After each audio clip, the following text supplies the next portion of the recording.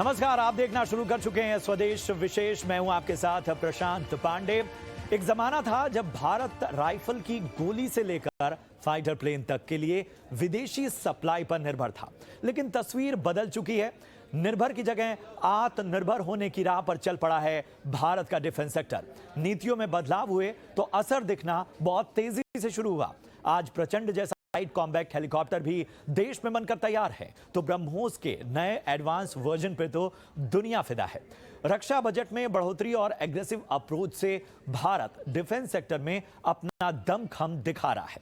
भारत अपनी जीडीपी का 2.3% जो बजट है वो डिफेंस सेक्टर पर खर्च कर रहा है। सबसे बड़ा बदलाव तब आया जब सरकार ने टेक्नोलॉजी ट्रांसफर हो या वेपन इनोवेशन, ये सब कुछ भारत में ही होना चाहिए, इस बात को तय किया। भारत की कंपनियां ही बनाएंगी ऐसे उपकरण जो करेंगे पूरी दुनिया को दंग। आज स्वदेश विशेष में डिफेंस सेक्टर में भारत की पूरी दुनिया में बज रहे इसी डंके पर करेंगे खास चर्चा। आखिर ये यात्रा किस तरह से तय की है भारत ने। जुड़ेंगे हमारे साथ बेहद खास मेहमान। उन खास मेहमानों से सबसे पहले आपका परिचय करा देता हूं।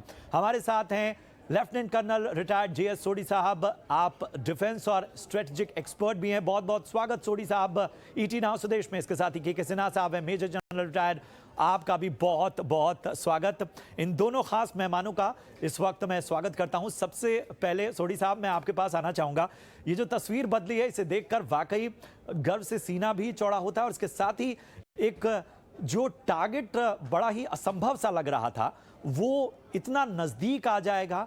हम एक एक्सपोर्ट के देश के तौर पर अपनी पहचान और अपना जो दमखम है वो पूरी दुनिया को दिखा पाएंगे। इस बात की इतनी जल्दी ये तस्वीर बनेगी, उम्मीद थी आपको? जय हिंद प्रशांत जी, ये मेरा सौभाग्य कि मैं आपके न्यूज चैनल में और विख्यात को पैनलिस्ट के साथ हूं। दिसंबर 1991 में जब मैं इंडियन आर्मी में as a second lieutenant commission हुआ और मैं अपनी रेजिमेंट में गया, तब मैंने देखा वहां पे जो भी हमारे हथियार थे सारे विदेशी हथियार थे।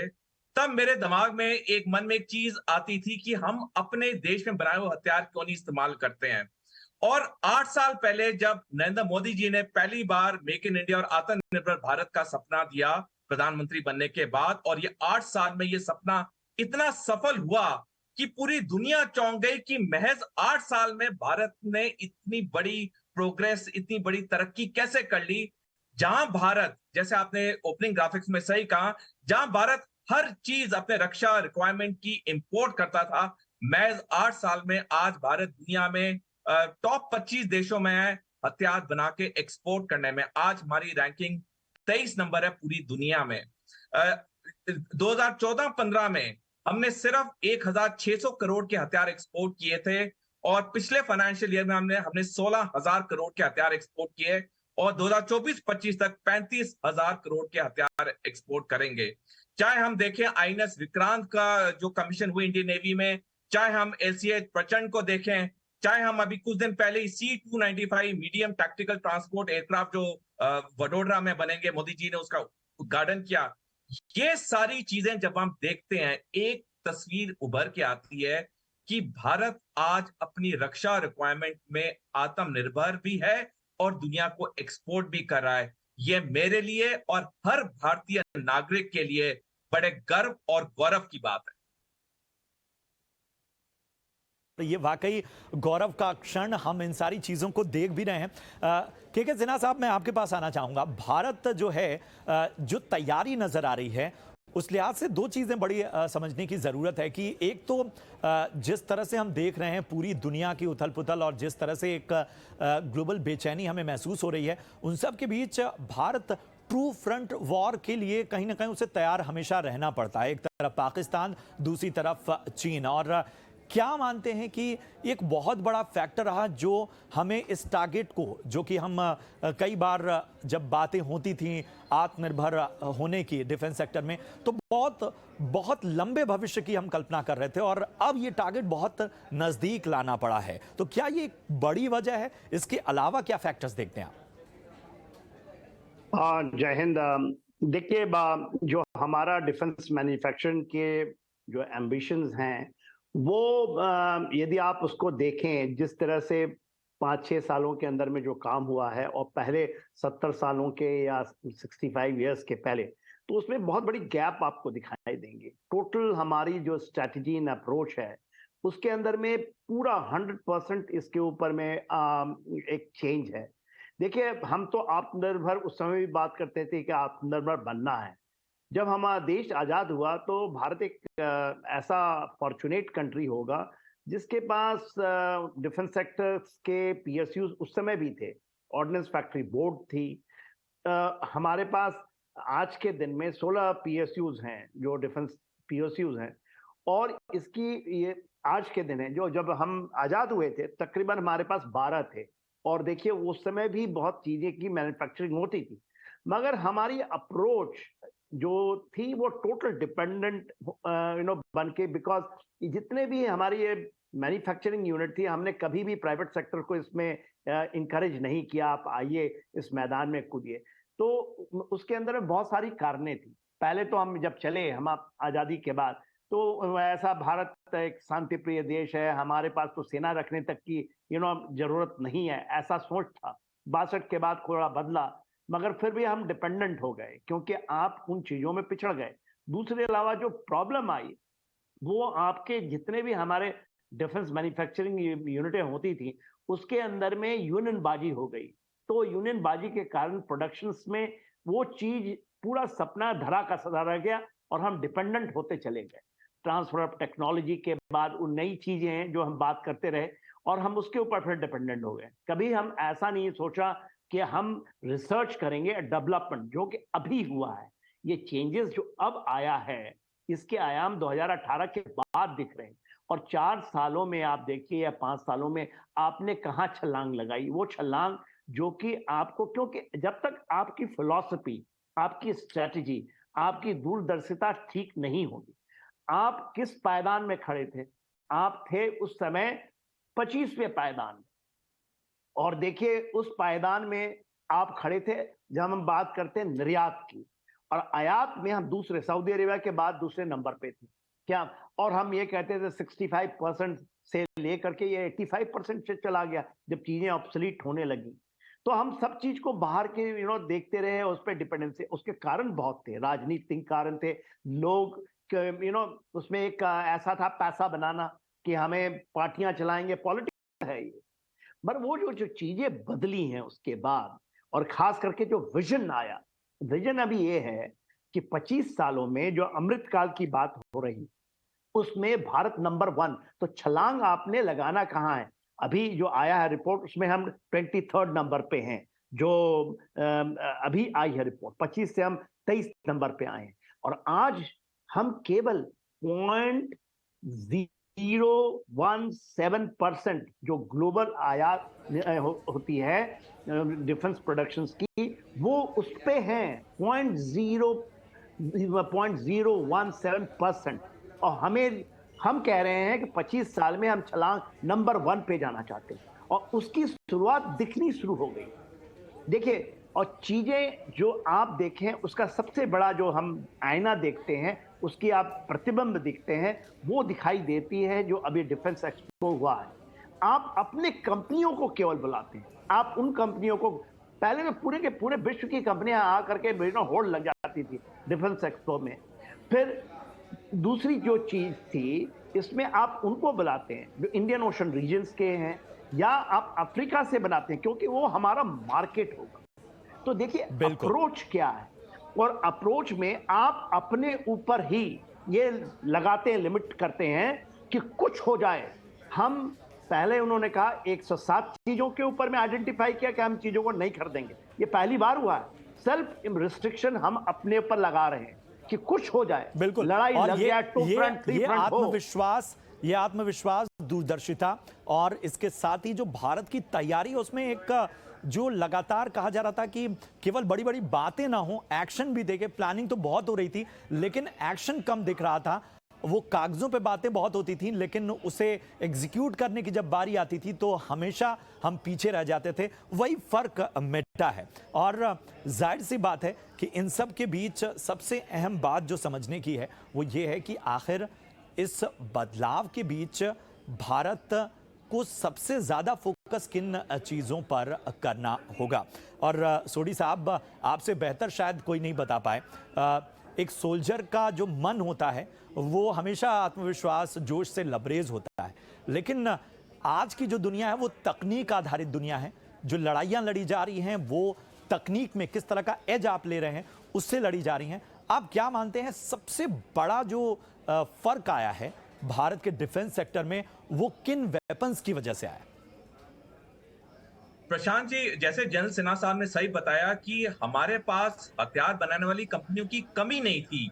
जो हमारे देश में कमी थी वो थी पॉलिटिकल विल की या राजनीतिक इच्छा की, क्योंकि इसमें काफी पैसा बनता था। हम देखते थे कि 2014 से पहले बड़ी बड़ी हथियार कंपनियों के सीईओ भी आते रहते थे, लेकिन 2014 के बाद जब ये चेंज हुआ उससे हमारा जो डिफेंस मैन्युफैक्चरिंग जो इंडिजीनियस था कंपनीज थी उनको बहुत बढ़ावा मिला, जिसका हम एक सीधा एग्जांपल देख रहे हैं कि 8 साल में हमारी डिफेंस इंडस्ट्री कहां से कहां पहुंच गई।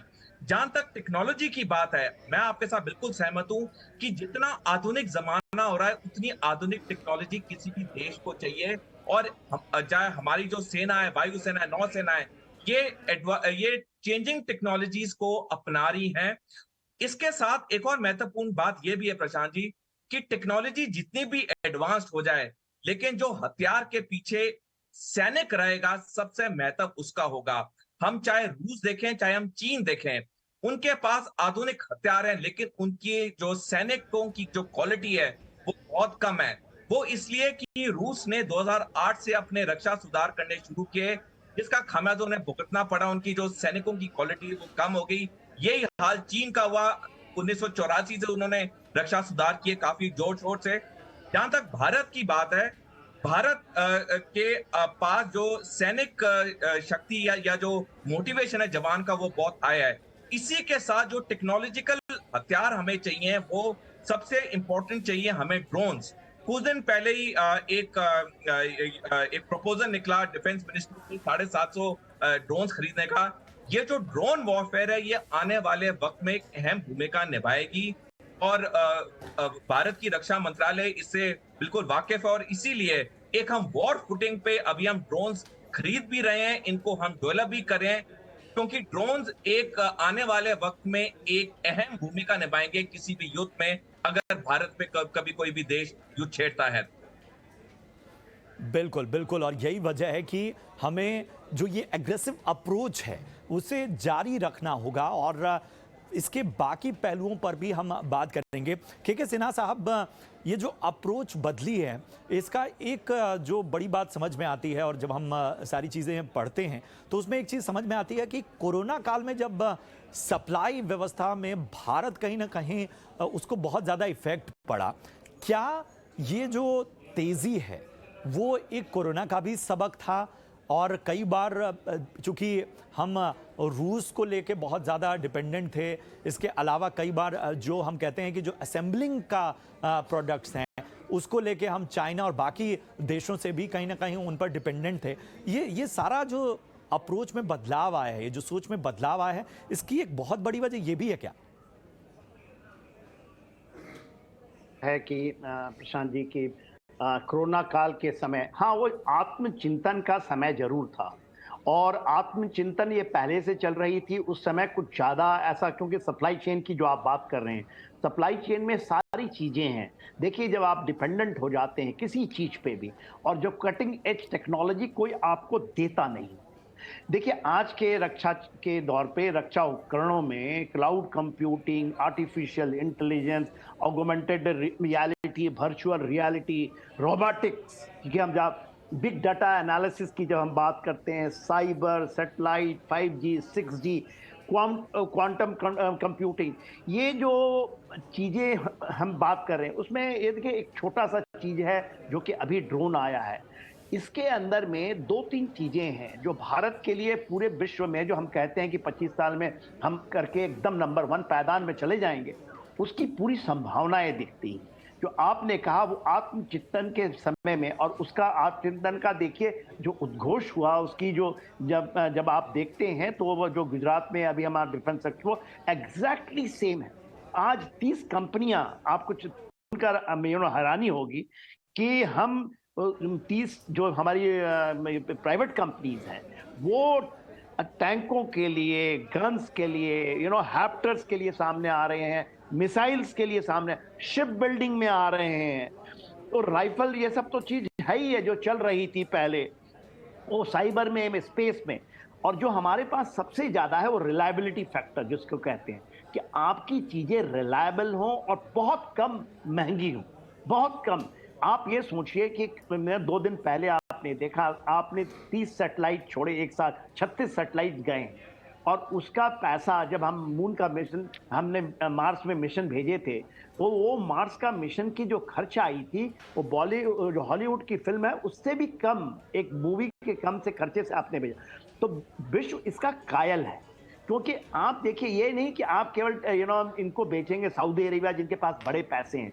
हम टारगेट कर रहे हैं अफ्रीका, हम टारगेट कर रहे हैं जो रिम स्टेट है इंडियन ओशन रीजन्स में, खास करके जो आप साउथ एशियन रीजन्स हैं, और इनको, क्यों इनको भी जरूरत है। विश्व में यदि आपको बैलेंस लाना होगा, देखिए आज क्या होता है, आज बैलेंस ये केवल आप हम का एक्सपोर्ट करेंगे, कैसे करता है, जो अभी तक जो फिलॉसफी है कि आप लड़ाई लगवा दीजिए, इधर लड़ाई लगवा दीजिए और फिर हथियार का डिमांड बढ़ जाएगा। देखिए क्या हो रहा है यूक्रेन में, किस तरह से हाथ, मगर जो भारत लेके आ रहा है कि आप सेल्फ रिलायंस के ये बनिए, और सेल्फ रिलायंस में हम चाहते हैं कि हम अफ्रीका में भी खोलें जाके, हम वहां ट्रांसफर ऑफ टेक्नोलॉजी भी करेंगे और कम दामों में करेंगे, जिससे कि बैलेंस ऑफ पावर आए। विश्व में केवल एक ही ऐसा ना धड़ा हो कि वही हथियार बनाए। आप देख रहे हैं ना, ये पूरा डिफेंस इंडस्ट्री का खेल चल रहा है अभी जो आप देख रहे हैं। तो आने वाले 25 सालों के अंदर में, तो आज हम 22 में हैं और इतनी तेजी से, क्योंकि हमारा लक्ष्य यदि 2024 का लेंगे तो $5 बिलियन की है। और वो तो आपने जो प्रचंड का नाम किया, जो वहाँ के हेड ऑफ ये हैं, उनके सीईओ, वो तो कहते हैं कि मैं ही कर दूंगा 5 बिलियन, क्या, क्योंकि इतनी ब्रह्मोस वाले, तो आपको पता होना चाहिए कि ब्रह्मोस का जो आया है सबसे बड़ा डिमांड आज तक, वो $259 मिलियन का आया है फिलीपींस से। उसके अलावा पूरे जितने रिम स्टेट्स हैं यहाँ पर, खास करके इंडो पैसिफिक के अंदर में, चाहे आप उसको नाम तो गिनाते ना, मलेशिया, उसके अलावा जो वेस्ट एशिया है, वेस्ट एशिया में, क्योंकि इजिप्ट से लेकर के, वो इजिप्ट तीसरे नंबर पे अपना चीजें लेता है, तो इन चीजों के, इवन चाइना 5वें नंबर पे, आपको सरप्राइज होगा, यदि भारत दूसरे नंबर पे, चाइना खरीदता है, 5वें नंबर पे है वो आज खरीदने में। तो चाइना भी डिपेंडेंट है, ऐसा नहीं, आप ये नहीं सोचिए कि चाइना एकदम आगे बढ़ गया है, मगर हम जो, हमारे पास जो क्षमता है ना, तो उनके पास है। डीआरडीओ हमारा मानवीय संस्था है, जहां पर आपका रिसर्च एंड डेवलपमेंट दोनों, और अप्रोच हमारा वो है, अप्रोच ट्रांसफर टेक्नोलॉजी से, कि हम सामान बाहर से लाएंगे, टेक्नोलॉजी लेंगे, हमें कटिंग एज, जो मैंने आपको बताया, उस टेक्नोलॉजी के ऊपर में बहुत तेजी से काम करना पड़ रहा है और कर रहे हैं। बिल्कुल बिल्कुल। और वाकई ये जो बदलाव है, भारत को जो अपने डिफेंस पॉलिसीज बदलने की नौबत तक आना पड़ा है, इसके पीछे की यात्रा लंबी है। जी सोडी साहब, मैं समझना चाहूँगा कि आपको वो कौन कौन से महत्वपूर्ण पड़ाव लगते हैं जहां एक सैनिक के तौर पर आपको एक बेचैनी महसूस हुई कि यहाँ तो भारत को अपनी पॉलिसी में बदलाव कर लेना चाहिए था, लेकिन उसके बाद से देर होती चली गई। आज हम आत्मनिर्भर भारत के सपना, बाकी चीज़ों की बात कर रहे हैं, लेकिन फिर भी ऐसे वक्त में थोड़ा सा क्रिटिकल होके भी देखना पड़ेगा कि हम वो कौन कौन से महत्वपूर्ण इवेंट्स थे या कौन कौन से ऐसे पड़ाव थे जहां हमको कहीं ना कहीं समझ आ जानी चाहिए थी, वहां हम चूक गए। प्रशांत जी, मेरी सर्विस के दौरान कई ऐसे टाइम आए थे जब कई टाइप के एम्युनिशन कम होते थे, कई टाइप्स के जो माइंस थी कम थी, और हमें याद होगा कि जनरल वीके सिंह, जो अब मंत्री हैं और जब सेना अध्यक्ष थे, उन्होंने एक चिट्ठी भी लिखी थी कि तब के केंद्रीय सरकार को कि भारतीय सेना में ये कमियां हैं। तो कमियां काफी थी, लेकिन पिछले 8 साल में ये सारी कमियां पूरी ही नहीं हुई, बल्कि इससे ज्यादा मतलब कि भारतीय सेना, वायुसेना, नौसेना ने अपने लिए हथियार खरीदने शुरू किए, बनाने शुरू किए। आज की तारीख में अगर हमें कहना पड़े कि जो भारतीय आर्म फोर्सेज हैं, उनमें कोई मेजर कमी नहीं है, क्योंकि दिन प्रतिदिन हमारी सैनिक शक्ति में इजाफा हो रहा है। चाहे हमारा दूसरा एयरक्राफ्ट कैरियर आ गया है, चाहे अभी भारत रूस के साथ एडवांस स्टेज में बातचीत के जहां पे पुटलोव TU-160 स्ट्रेटेजिक बॉम्बर्स 6 नंबर खरीदने वाले हैं। तो ये सारी चीजें अगर हम देखें, हमारी कमियां, लेकिन ये कमियां सारी पूरी हो गई हैं और इसमें सैनिक शक्ति में भी और इजाफा आ रहा है, क्योंकि अब चाहे जो केंद्रीय सरकार है, चाहे भारतीय सेना, ये सारे एक फ्रंट फुट में है, क्योंकि हमें पता है कि चीन के मंसूबे, पाकिस्तान के मंसूबे बिल्कुल ठीक नहीं है और हमें फ्रंट वॉर के लिए तैयार होना है। और अब कोई सैनिक शक्ति में कमी नहीं आ रही है, दिन प्रतिदिन हमारी सैनिक शक्ति बढ़ती जा रही है। बिल्कुल बिल्कुल, और यही वजह है कि एक आत्मविश्वास जो है वो सोल्जर का बढ़ता जाता है। लेकिन जब मैं क्रिटिकल होकर बहुत सारी चीज़ों को बात कर रहा हूँ तो के सिन्हा साहब, मैं एक बार फिर आपके पास आना चाहूँगा। कहा जाता था डिफेंस सेक्टर के लिए भी बाकी सेक्टर की तरह कि जो एकदम सुप्रीम टैलेंट है, ख़ासतौर पे डिफेंस सेक्टर में जो बहुत टेक्निकल जॉब्स में है, वो टैलेंट भारत में रोकना बड़ा मुश्किल हो रहा था। क्या ये जो अप्रोच आई है, जो भारत में मेड इन इंडिया की बयार बह रही है, इन सब की वजह से अब आसान होगा भारत में टैलेंट को रोकना? क्योंकि अभी भी हम ये मानते हैं कि बहुत सारे पार्ट्स तो हम बाहर से लेते ही हैं असेंबल करने के लिए। देखिए प्रशांत, इन चीज़ों को समझना पड़ेगा। केवल हम भारत माता की जय बोल करके या भारत माता के के इंडिया के हम ब्रेन ड्रेन की बात होती है। और ब्रेन ड्रेन का क्या है, मुद्दा है, दो मुद्दे हैं कि एक तो देखिए हमारी जो पढ़ाई लिखाई होती है उसमें उतनी शार्पनेस नहीं है जहां पर जितना कि हमें बाहर मिलता है। जो माने यूनिवर्सिटीज़ हैं यूनाइटेड स्टेट्स ऑफ अमेरिका में या और वेस्टर्न पश्चात के देशों में, इवन चाइना इसके ऊपर बहुत तेजी से काम कर रहा है, फ्रांस ने शुरू कर दिया है। जो हमारे यहाँ उसको क्या अट्रैक्ट करता है, एक तो मनी, बहुत परचेजिंग पावर कहते हैं ना, मनी जो चाहिए, एक कंफर्ट, एक क्योंकि वो लोग अपने दिमाग की जो उनकी शक्ति है उसको बेचते हैं और उसको खरीदता है, कोई भी खरीदता है। दैट्स वाई हमारी ब्रेन ड्रेन्स होती हैं जो हमारी कटिंग। मगर सबसे बड़ी जो चीज़ें अच्छी हैं, जो लोग इस तरह के थे वो वापस आ रहे हैं, और वापस नहीं आ रहे हैं क्योंकि उनको उनमें कोई ऐसे भारत का से ये जग गया हो, इसलिए वापस आ रहे हैं कि यहाँ पर भी अब उनको वो अपॉर्चुनिटी दिखाई दे रही है कि यदि वो नहीं आएंगे तो वो पीछे रह जाएंगे। देखिए एक छोटा एग्जाम्पल लीजिए, जो हम आज हमने कहा ना कि हमारा डिफेंस सेक्टर के अंदर में पैसे बढ़ गए,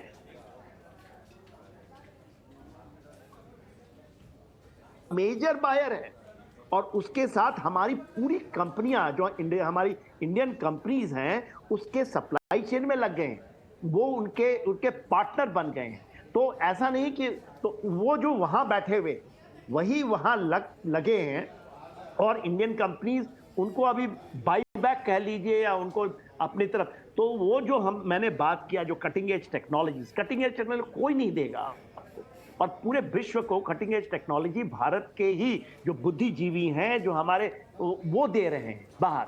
तो उसको आपको लाने का जो हमने लगाया है तरीका, ऐसा नहीं कि केवल हम उनको करेक्ट अप्रोच से हम वापस ला रहे हैं। दैट्स वाई जो 30 टॉप कंपनीज हमारी आज हैं उनकी मांग इतनी बढ़ गई है, क्योंकि ये चीज़ें भले आपके डिबेट में नहीं रखी जा सकती क्योंकि उसके ग्राफ्स हैं और वो दिखाई दे रही हैं। तो आपको मैंने एक चीज बताया कि हम जो टारगेट रख रहे हैं वो वेरी कंजर्वेटिव टारगेट है। ऐसा माना जा रहा है कि हम उस टारगेट से बहुत आगे निकल जाएंगे और तय हुए सीमाओं से। तो वो जो सीमाएं आपने बनाई हैं कि 25 साल का हमारा, मगर इसमें एक बहुत बड़ी चीज है जो आप अंकित करते हैं, जो आप ये बहुत इंपॉर्टेंट बात है कि हो सकता है कि आज के देश में तो सरकारें आए जाएं, कोई रहे ना रहे, मगर जो आपका अप्रोच है वो बिल्कुल, अप्रोच यहाँ से वाकई हमें ये ध्यान रखना होगा कि अब कोई सुस्ती नहीं चलेगी, किसी तरह से हमें डीरेल ना होना पड़े, इस बात का बहुत ख्याल रखना पड़ेगा। बहुत बहुत शुक्रिया करेंगे के सिन्हा साहब आपका, इसके साथ ही JS सोढी सर आपका भी बहुत बहुत धन्यवाद। भारत किस तरह से हथियारों के दम पर पूरी दुनिया में अपना डंका बजा रहा है, उसके अलग अलग, चाहे वो तकनीकी पक्ष हो, चाहे भारत की रफ्तार हो, चाहे भारतीय सेना के हिसाब से आखिर ये आत्मविश्वास बढ़ाने वाला कदम किस तरह से, कहाँ काम करने की आवश्यकता है, कहाँ क्रिटिकल होने की आवश्यकता है, उन सब पर हमारा ध्यान आकर्षित करने के लिए आप दोनों का बहुत बहुत धन्यवाद। तो दुनिया की दूसरी सबसे बड़ी सेना हमारे पास, सबसे ज्यादा जवान हमारे पास और सबसे बड़ा रक्षा बजट अगर हम देखें तो तीसरा सबसे बड़ा रक्षा बजट हम लेकर चलते हैं। हमारे ऊपर बस अमेरिका और चीन है और इसके साथ ही अब तो हम जिस तरह से डिफेंस एक्सपोर्टर बनने की पूरी तैयारी कर चुके हैं उसमें यह मानना होगा कि हथियारों का जो दम है वो भारत का पूरी दुनिया इस वक्त देख रही है और केवल देख नहीं रही है बल्कि हाथों हाथ उसे ले रही है। उम्मीद करते हैं कि आज का शो आपको पसंद आया हो। फिलहाल पूरी टीम को दीजिए इजाजत। आप देखते रहिए ईटी नाउ स्वदेश। नमस्कार।